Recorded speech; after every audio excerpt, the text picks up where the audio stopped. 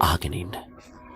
අඤ්ඤා කොණ්ඩඤ්ඤ මහරහතන් වහන්සේ කියන්නේ අපට බොහොම හුරු පුරුදු නාමයක්. බුදු කෙනෙකුගේ ලොව පහළ වීම ආශ්චර්යමත් දෙයක් වගේම ඒ පහළවන උතුමාණන් වහන්සේගේ ශ්‍රී මුඛය විවර කර ලෝක සත්‍යයට දේශනා කරන්නා වූ පළවෙනි සදහම් පදය අසන්නට ලොව යම් කෙනෙකු වාග්යවන්ත වේ නම් ඒ පුණ්‍ය ශක්තිය අපට හිතා ගන්නවත් බෑ. මීට කල්ප ලක්ෂයකට පෙර පදුමුත්තර භාග්‍යතුන් වහන්සේ ලෝකයට පහළ වුණා. හංසවතී නුවර ධනවත් ගොවි කුලයක තරුණයෙක් හිටියා. නිතර භාග්‍යතුන් වහන්සේගෙන් බණ අහන්න යනවා. භාග්‍යතුන් වහන්සේ දැකලා අසීමිත සතුටක් උපන්නා. මේ අවස්ථාවේ දැක්කා යම් භික්ෂුවකට තනතුරක් පුද කරනවා. පළමු ධර්ම අවබෝධය ලැබූ භික්ෂුව ලෙස. මේ කාරණාව මේ යෝන් තරුණයාගේ සිත තදින්ම පැහැරගත්තා. මමත් කවදා හෝ බුදු සසුනක මේ තනතුරින් පිදුම් ලබනවා. ඒ ප්‍රාර්ථනාව හටගත්තට පස්සේ සත් දිනක් බුදු හිමියන්ට දන් පූජා කරලා පැතුම පවසා සිටියා.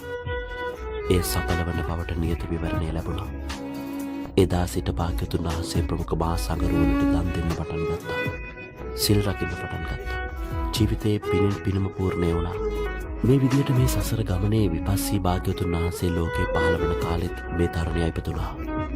ඒ දවස හරිම අසිරිමත් දානයක් දුන්නා.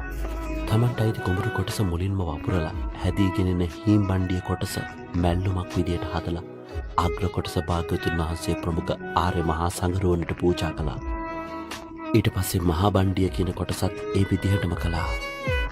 ගොයම කිරිවැදුනට පස්සේ එහි අග්‍ර කොටසත් කිරිබතක් ලෙස පූජා කළා. ගොයම පැහිලා එයින් අග්‍ර කොටසත් නැවත ගොයම් කපලා දෙවියන්ට වෙන් කරලා හවුල්කරුවන්ට වෙන් කරලා ඒ තමන්ට ඉතුරු වෙන කොටසෙන් අග්‍ර කොටසත් පළමු වී ටික කොටාගෙන ඇවිත් එයින් අග්‍ර කොටසත් ඉස්සෙල්ලම තමන්ට කන්න කියලා හදාගත්ත කිරිබතින් අග්‍ර කොටසත් පූජා කළා. මේ විදිහට 9 වතාවක් තමන්ගේ කුඹුරේ අග්‍ර කොටස බුද්ධ ප්‍රමුඛ මහා සංඝරුවන්ට පූජා කළා.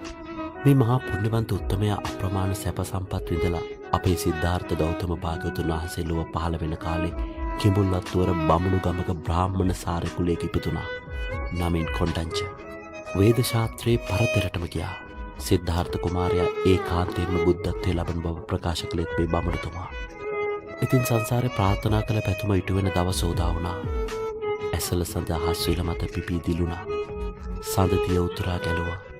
ඒ අතිශෝභමාන නිමේෂයේ සම්බුද්ධ භවින් අභිසෙස් ලැබූ මහා ශාන්තිනායකයාණෝ මේ තවුසන් ඉදිරිපිට වැඩ සිටියා. රත් නෙළුම් මලක් මෙන් පැහැසර මුව මඩල විවර වුණා. දැවෙන ලෝ සතුන් හට නිවෙන්නට මඟ කියන පළමු සදහම් පදය ඇසුණා. තුන් ලොවම සාදු හඬින් ගිගුම් දුන්නා.